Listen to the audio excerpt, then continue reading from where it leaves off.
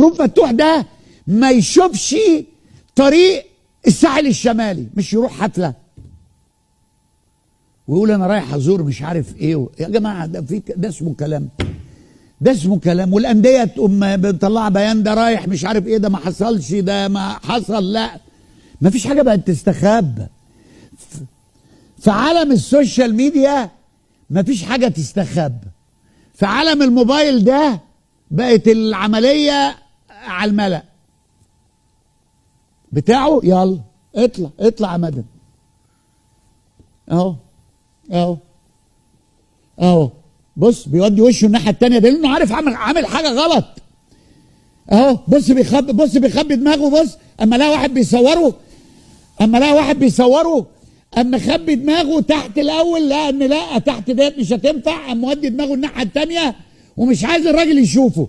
طب اما انت